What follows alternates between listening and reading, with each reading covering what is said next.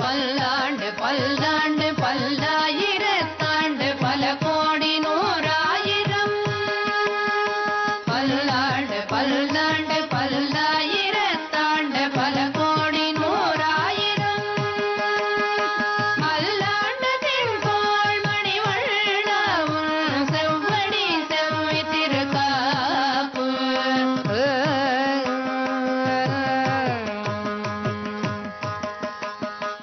अस्मत्गुरुसमारम्भां यतिशेखरमध्यमां लक्ष्मीवल्लभपर्यन्तां वन्दे गुरुपरम्पराम् ஆழ்வார்கள் வாழி அருளிச் செயல் வாழி தாழ்வாதுமில் குறவர்தாம் வாழி ஏழ்வாறு முய்ய அவர்கள் உரைத்தவைகள்தாம் வாழி செய்யமறை தன்னுடனே சேர்ந்து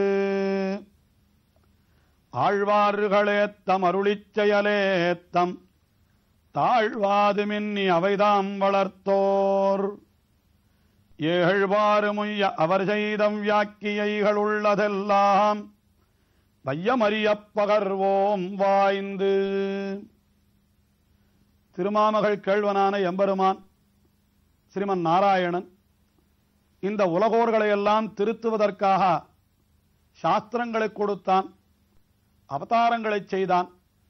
ஆனால் அவைகளெல்லாம் பயனற்று போனவுடனே இந்த உலகத்தில் இருப்பவர்களைக் கொண்டே இவர்களை திருத்த வேண்டும் என்பதற்காக இந்த உலகத்திலே இருந்த சிலருக்கு விசேஷமான கடாட்சத்தை பண்ணினான், தன்னுடைய அருளை பொழிந்தான். அதனாலே அவர்கள் ஆழ்வார்களாக ஆனார்கள். அப்படி பகவான் செய்த காரியத்தையும் கூட ஆச்சாரியர்கள் மிக அழகான உதாரணத்தோடு காட்டுகின்றார்கள். பார்வை வைத்து மிருகம் பிடிப்பாரை போலே. அதாவது இந்த உலகத்திலே ஒரு வேடன் ஒருவன் ஏதோ ஒரு மிருகத்தை பிடிக்க வேண்டும் என்று நினைக்கிறான், ஒரு யானையை பிடிக்க வேண்டும் என்று நினைக்கிறான். அப்படி நினைக்கின்ற பொழுது அந்த யானையை பிடிப்பதற்காக அந்த வேடனே போய் நின்றானால் இந்த யானை அவன் அருகிலேயே மற்ற யானைகள் வரவே வராது. இவன் நம்மை பிடிக்கத்தான் வந்திருக்கிறான் என்று தெரிந்து கொண்டு அவர்கள் அவனை பார்த்தவுடனே காத தூரம் ஓடிவிடுமா. ஆனால் அந்த வேடனானவன் யானையை பிடிவதற்கு ஓர் வழியை கை கொள்ளுகிறான். என்ன வழி என்றால், ஒரு பழக்கி வைத்த யானையை கட்டி வைக்கிறான். அந்த யானையை பார்த்து மற்ற யானைகள் நம்மினத்தைச் சேர்ந்ததாயிற்றே என்று அங்கே வருகின்ற பொழுது அந்த யானைகளும் இவன் வெட்டி வைத்த குழியிலே விழுகின்றன. இவன் பிடித்துக் கொள்ளுகிறான்.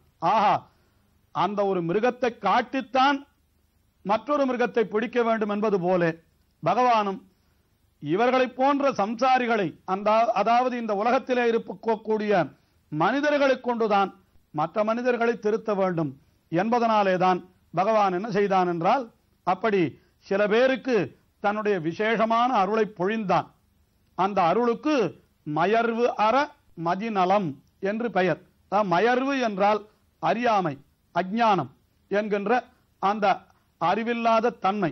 அது அற என்றால் நன்றாக போகும்படியாக, மதி என்றால் ஞானம், நலம் என்றால் பக்தி. ஆஹா, அறியாமை அடியோடு போய் இவர்களுக்கு ஞானமும் பக்தியும் ஏற்படும்படியாக பகவான் செய்த செயல், அதுதான் மயர்வர மதிநலம் என்று பெயர். இப்படி இறைவனாலே மயர்வர மதிநலம் அருள பெற்றவர்கள் யாரோ அவர்கள்தான் ஆழ்வார்கள் என்று இப்படி சொல்லப்படுகிறது.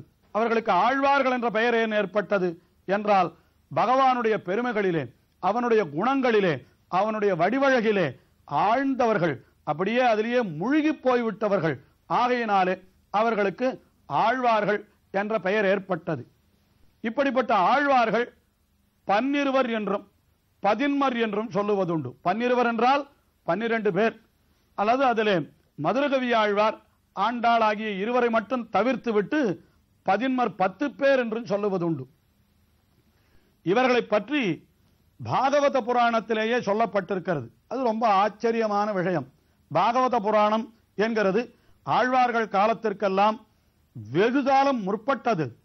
அதிலே பவிஷ்யத் சர்க்கம் என்று பிற்காலத்திலே நடைபெறப் போகிற நிகழ்ச்சிகள் எல்லாம் கூட அந்த பாகவத புராணத்திலே தசமஸ்கந்தம் என்று சொல்லப்படுகின்ற 11வது அத்தியாயம் அதிலே சொல்லப்பட்டிருக்கிறது. அந்த 11வது ஸ்கந்தத்திலே 6வது அத்தியாயம் என்று சொல்லப்படுகின்ற ஒரு கட்டம் அது. அந்த இடத்திலே சொல்லப்படுகிற பொழுது என்ன சொல்லப்பட்டிருக்கிறது என்றால், கிருத்தயுகத்திலே இருந்தவர்களான, அதாவது யுகம் என்பது 4 யுகமாம். முதல் யுகம் கிருத்தயுகம், அடுத்தது திரேதா யுகம், அதற்கு அடுத்தது துவாபர யுகம், இப்பொழுது நடைபெறுவது கலியுகம். இந்த கலியுகத்திற்கு 3 யுகங்கள் முன்னாலே முதல் யுகம் கிருத்தயுகம் இருக்கிறது. அது மிக உயர்ந்த காலமாம். அப்பொழுது தர்மங்கள் எல்லாம் மிக உயர்ந்த நிலையிலே இருந்தனவாம். அந்த காலத்திலே இருந்த உயர்ந்த புருஷர்கள், அவர்கள் சில பேர் என்ன பண்ணினாலாம், இந்த கலியுகத்திலே தாங்கள் நாராயணனுடைய பக்தர்களாக வந்து அவதரிக்க வேண்டும் என்று அவர்களே ஆசைப்பட்டார்களாம். அதை பாகவத புராணம் சொல்லுகிறது. கிருதாதிஷு நராராஜன் கலாவிச்சதி சம்பவம் கலௌ கலு பவிஷ்யந்தி நாராயண பராயணாம் கொச்சின் கொச்சின் மகாபாக திரமிடேஷு ச பூரிஷா என்று கொச்சித்து கொச்சித்து மகாராஜா அவர்களெல்லாம் எங்கே பிறக்க போகிறார்கள் என்னால் திரமிடேஷு ச பூரிஷா என்று தமிழ்நாட்டிலே வந்து பிறக்க போகிறார்கள். யார் என்றால் கிருதாதிஷு நராகா என்று கிருதயுகத்திலே இருந்த நரர்கள், மனிதர்கள் கலியுகத்திலே வந்து பிறக்க வேண்டும் என்று ஆசைப்படுகிறார்களாம். அவர்கள் எங்கே பிறக்க போகிறார்கள், தமிழ்நாட்டிலே என்று சொன்னால் போதுமா, எங்கே பிறக்க போகிறார்கள் என்றும் கேள்வி எழுகிறது. அதற்கும் பதில் பாகவத புராணத்திலே சொல்லப்பட்டிருக்கிறது. என்ன சொல்லப்பட்டிருக்கிறது? தாமிரபர்ணி நதியத்ர கிருதமாலா பயஸ்வினி என்று அந்த நதிகளுடைய கரையிலே பிறக்க போகிறார்கள். எங்கே என்றால் தாமிரபர்ணி நதி, தாமிரவருணி கரையிலே சில பேர் பிறப்பார்கள். கிருதமாலா என்றால் வைகையாறு, அதன் கரையிலே சில பேர் பிறக்க போகிறார்கள். பயஸ்வினி பாலாறு என்றால் அதனுடைய கரையிலே பிறக்க போகிறார்கள். காவேரீச்ச மகாபுண்யா பிரதீதீச்ச மகாநதி என்று, காவேரி என்றால் எல்லாரும் அறிந்த நதிதானே, அதன் கரையிலே பிறக்க போகிறார்கள். அதற்கு மேலே பிரதீச்சி என்று ஒரு நதி, அதன் கரையிலே பிறக்க போகிறார்கள் என்று இப்படி அந்த புராணம் பின்னால் பிறக்க போகிறார்கள் என்று முன்னாலேயே சொல்லிட்டு புராணம். இதிலே ரொம்ப ஆச்சரியமான விஷயம் என்ன என்றால், எடுத்த நதிகளுக்குள்ளே முதல் நதி எது என்றால் தாமிரவருணி என்கின்ற நதி. ஏனென்றால் ஆழ்வார்களில மிகவும் முக்கியமானவரான முதன்மையானவரான நம்மாழ்வார் தாமிரவருணி கரையிலே அவதரித்தார். மதுரகவி ஆழ்வார் அவருடைய சீடர், அவரும் கூட தாமிரவருணி கரையிலே தான் அவதரித்தார். அடுத்தபடியாக கிருதமாலா என்கிற வைகையாறு, அந்த வைகையாற்றின் கரையிலே பெரியாழ்வார் ஆண்டாள் ஆகிய இருவரும் அவதரித்தார்கள். அதற்கு மேலே பயஸ்வினி பாலாறு என்கிற ஒரு நதியின் கரையிலே பொய்கையார், பூதத்தார், பேயார், புகழ்மழிசை ஐயன் என்கின்ற ஆழ்வார்கள் 4வரும் இங்கேதான் அவதரித்தார்கள், பாலாற்றின் கரையிலே. அதற்கு மேலே காவேரி என்கிற நதியின் கரையிலே தான் தொண்டரடிப்புடி ஆழ்வார், திருப்பாண ஆழ்வார், திருமங்கை ஆழ்வார் முதலிய ஆழ்வார்கள் எல்லாம் அங்கே அவதரித்தார்கள். கடைசியாக பிரதீதீச்ச மகாநதி என்று, பிரதீச்சி என்று ஒரு நதி சொல்லப்படுகிறது. அது இப்பொழுது கேரள மாநிலத்தில் இருக்கக்கூடிய அந்த பெரியாறு என்று சொல்லப்படுகின்ற அந்த நதி. அது பிரதீச்சி என்றால் அது ஒரு நதி மட்டும், எல்லா நதிகளும் கிழக்கு நோக்கி செல்லுமாம், அந்த ஒரு நதி மட்டும் மேற்கு கடலிலே சங்கமிக்கிறது. அதனால் அதற்கு பிரதீச்சி என்று பெயர். அதனுடைய கரையிலே அவதரித்தவர் தான் குலசேகர ஆழ்வார் என்று சொல்லும்படியாக இதிலே நாம் பார்த்தோமானால் நதிகளும் விட்டு போகவில்லை, ஆழ்வார்களும் விட்டு போகவில்லை. 12 ஆழ்வார்களுக்கு சரியாக இத்தனை நதிகள் இந்த புராண ஸ்லோகத்திலே மிக தெளிவாக அப்படி சொல்லப்பட்டிருக்கிறது. இப்படி ஆங்காங்கே பிறந்திருந்த சில பேருக்கு பகவான் தன்னுடைய விசேஷ கட்டாட்சத்தை பண்ணினான். ஆகையினாலே அவர்கள் ஆழ்வார்களாக ஆனார்கள் என்று அப்படி நாம் பார்க்கிறோம். அதிலே முக்கியமாக இந்த ஆழ்வார்களுடைய கிரமத்தை மணவாள மாமுனிகள் என்கிற ஆச்சாரியர் அவர் தம்முடைய உபதேச ரத்தன மாலை என்கிற திவ்ய பிரபந்தத்திலே ஒரு கிரமம், வரிசை கிரமம் சொல்லுகிறார். எப்படி அவர்கள் அவதரித்தார்கள் அவர்களுடைய கிரமம் சொல்லுகிறார். எப்படி ஈது இவர் தோற்றத்து அடைவு என்றே சொல்லுகிறார். இதுதான் அவர்கள் அவதரித்த கிரமம் என்று மணவாள மாமுனிகள்.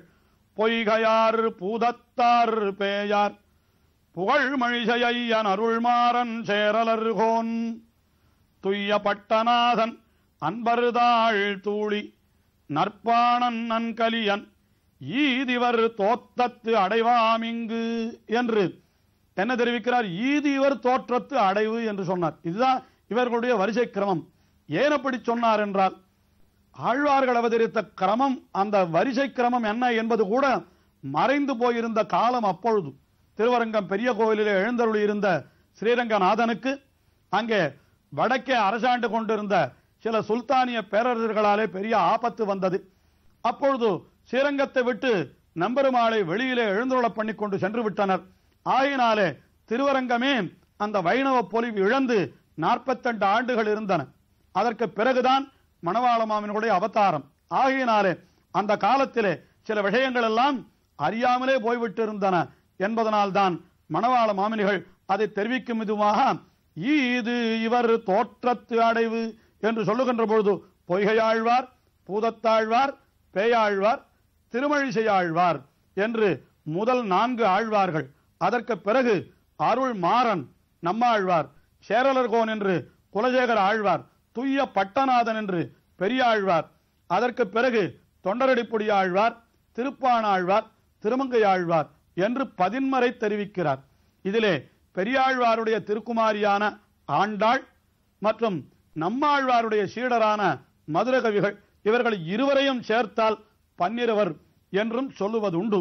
பெரியாழ்வாருடைய திருக்குமாரியான ஆண்டாள் அவள் பூமி பிராட்டியினுடைய அம்சமாக, பூமி பிராட்டியினுடைய அம்சம் அல்லவா, அவள் எம்பெருமானையே மணவாளனாக அடைந்து அவள் பிராட்டியாகிவிட்டாள்.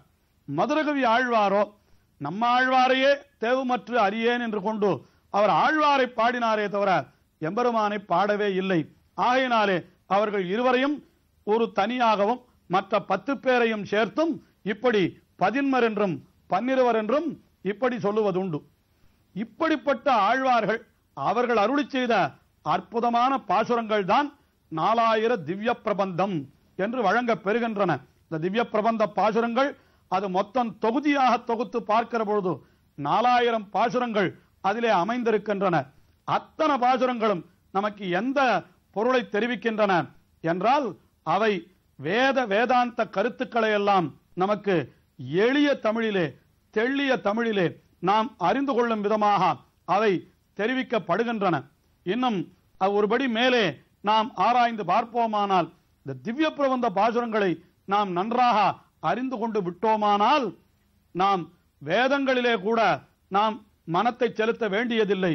வேதத்திலே இருக்கக்கூடிய அர்த்தங்கள் அத்தனையும் இதிலே நமக்கு தெள்ளத் தெளிவாக கிடைத்துவிடும் என்பதை வேதாந்த தேசிகன் தம்முடைய குரு பரம்பரா சாரம் என்கிற நூலின் ஆரம்பத்திலே இருக்கக்கூடிய ஒரு பாசுரத்திலே மிக அற்புதமாக காட்டுகின்றார். பொய்கமுனி பூதத்தார் பேயாழ்வார் தன் பொருணல் வரும் குருகேசன் விட்டு சித்தன் துய்ய குலசேகரன் நம் பாணநாதன் தொண்டரடிப்பொடி மழிசை வந்த சோதி வையமெல்லாம் மறைவிளங்க வாழ்வேலேந்தும் மங்கையர்கோன் என்னிவர்கள் மகிழ்ந்து பாடும் செய்ய தமிழ் மாலைகள் நாம் தெளியவோதி தெளியாத மறைநிலங்கள் தெளிகின்றோமே. செய்ய தமிழ் மாலைகள் நாம் தெளிய ஓதினால் நாம் தெளியாத மறை நிலங்கள் அவைகளெல்லாம் கூட நாம் தெளிவாக அறிந்து கொள்ளுகிறோம் என்று அந்த அர்த்தத்தை வேதாந்த தேசிகன் நமக்கு தெரிவிக்கின்றார். ஆஹா, அப்படியே நாமும் கூட அந்த 4000 திவ்ய பிரபந்த பாசுரங்களிலே இருக்கக்கூடிய கருத்துக்கள், அவற்றினுடைய ஆழ்பொருள்கள், அவை அனைத்தையும் நாள்தோறும் நாம் செவிமடுத்து மகிழ்வோம். நாள்தோறும் 4000 கேட்போம், நலம் பெறுவோம். நாடு நகர